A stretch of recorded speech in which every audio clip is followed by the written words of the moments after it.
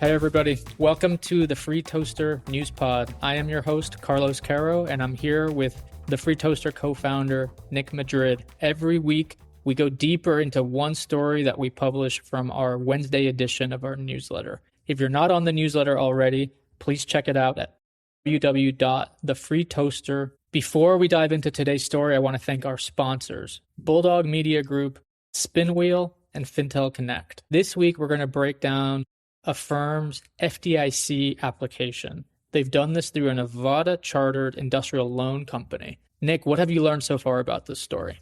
Yeah. So, the move, which just happened last week on January 23rd, saw them file with the FDIC and Nevada regulators to establish Affirm Bank. And it's a big move, since Max Levchin founded the company back in 2012.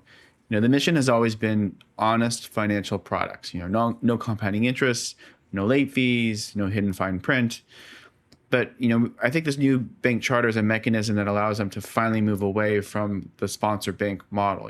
Currently they rely on third-party partners like Cross River Bank, who, by the way, are actually big fans of the toaster. We know the team and they're cool, to originate their loans. And, by becoming a bank, they're able to own that own stack.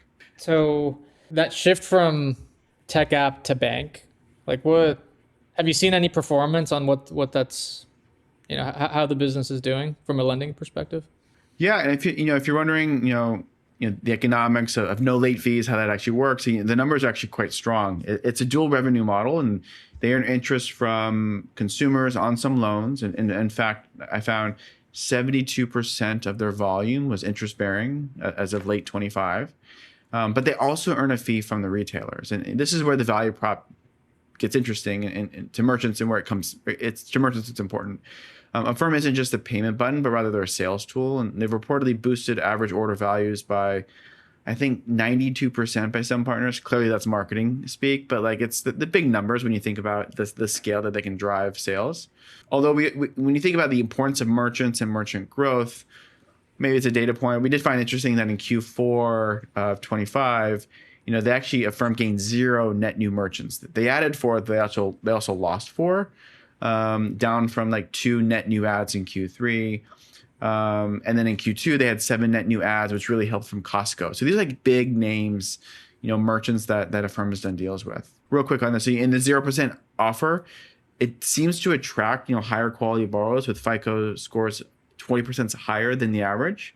While their credit, their delinquency rate still is relatively flat at 2.8%, at least as of September of last year. I remember last year, Affirm put out a press release about their card business. And I was personally very surprised how big that business was. It was in the millions already when I looked at it last year.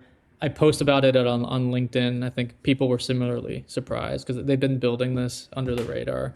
Have you seen anything about their card business? Because I think most of what you shared was related to their buy now, pay later offer. Yeah, I think, the Affirm card has really become, a big growth engine, maybe the second growth engine for them.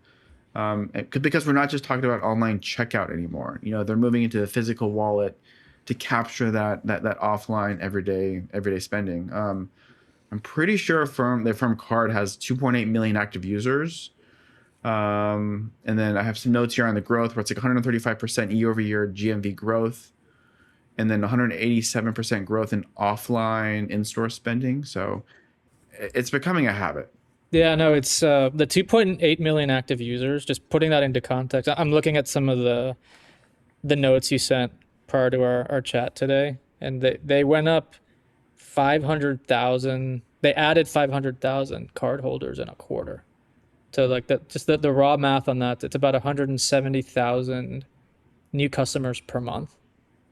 I mean, that's a stunning number. If you were to try to do that in the open market on affiliate marketplaces, for example, or direct mail, you'd be really hard pressed to build a business of that scale. And that's on the open market, where there's millions of transactions happening per month, and these folks are doing it through their first party channel as a cross sell. So I'm just kind of blown away here by the scale of the card program, and it's not a program that I see issuers out there consider competition because it's so low profile, but it's really starting to gain a lot of traction. Yeah, and let's not forget about the scale of the partnerships.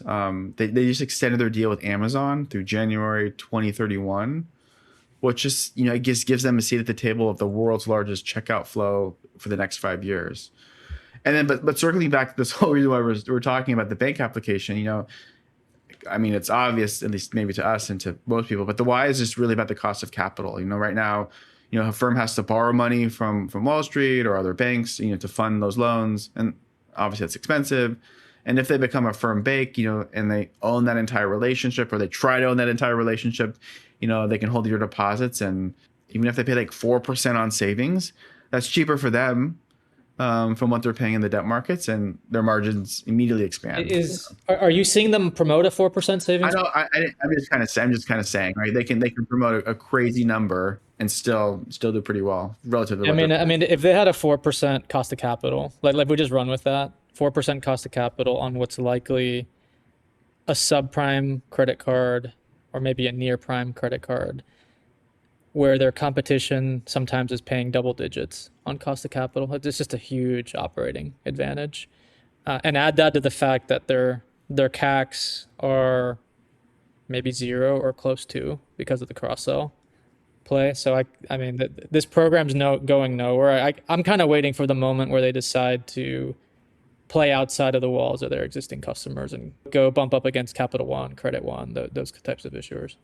I agree. So like, you think about like really strong tech with a really low cost of capital, really strong brand embedded in some of the major merchants. That sounds like it's something that's pretty hard to compete with. In Yeah, my no, mind. I think it's something worth watching, and I guess my note out to subprime card issuers or just card issuers in general would be to put this on your radar. Put the Affirm card particularly on your market research diligence list, because they're clearly it's clear there's something going on here. There's a distribution model that's unique. There's soon going to be, if the FDIC application goes through, a cost of capital advantage. So these folks don't look like they're going anywhere, in my opinion, and I think are building a foundation here to compete on a much bigger basis. And the other thing I'll note here is a firm's brand is starting to become a factor as well. Like if I talk to friends outside of fintech who can just name a firm as a player in lending, like unaided, and that's not something a lot of the subprime card issuers have as an asset. So when these folks decide they want to play and compete against some of the bigger guys, I think they're going to have a brand that can actually be a factor. So That's cool. cool. Can I add one thing? Yeah, please. Do you want to talk about Amanda real quick? I think she publicly posted about her role, and I only say that because I wonder if we should schedule a dinner around buy now, pay later. Get some thought leaders together. Let's kind of talk about this more in person and throughout the invitation. Yeah, no, I And like it. I like it. And I mean, just to put a finer point on that. So I think you're mentioning Amanda Braslow, who's our new GM of events at the Toaster. And just to plug what we're going to be doing this year, we're going to be putting together dinners, roundtables, one-day events, multi-day events, all in the consumer lending niche, likely starting in marketing, so growth.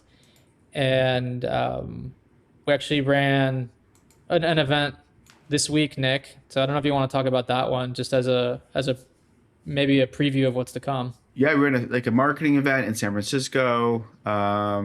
Really great dinner at Chez Fico, marketing leaders, primarily consumer fintech, but a little bit beyond that. And it just went so well.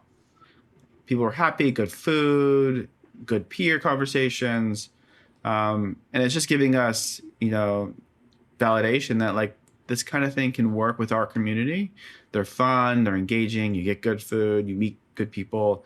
So we're gonna have more dinners throughout the year, and then obviously we have our bigger conferences that we haven't really talked about that you'll know. We'll share more when we have it. But yeah, it's just I'm super excited to have Amanda on. She's great. I've had people reach out to me unprompted over the last week, like mentioning, "Hey, you're working with Amanda." So like her brand recognition, her personal brand's obviously very good already, and yeah, we're pumped to have her on the team. And if you're if you're interested in sponsoring any of these live events, please contact either us or Amanda directly. She's at Amanda at thefreetoaster.com. I'm Nick at thefreetoaster.com. And Carlos is Carlos at thefreetoaster.com. Yeah. One other plug, Nick, while we're plugging. The next event's going to be in March in New York City. It's for growth companies, so probably mostly fintechs, but anyone who's looking to scale in direct mail. We're going to be having a roundtable discussion in New York City early March, and we have a sponsor already lined up here. I won't announce who it is until everything's signed up and ready to go. But if you're interested in participating in that event, hit us up, any of the three of us, to be considered for that. And the last thing, we wouldn't be good content creators if we didn't leave people on a cliffhanger. Albeit small, non-public, non-closed transaction, we're going to buy another media company, all in related to what we're doing. So hopefully we can share more of those details next week. It should go quickly, a small and mighty, but that's pretty exciting for the toaster business. Yeah, fingers crossed that deal goes through, Nick. Yes. But, yeah, I'm excited about it. So Cool. All right, well, I'll see you next week. Thanks, Carlos. Bye. Bye.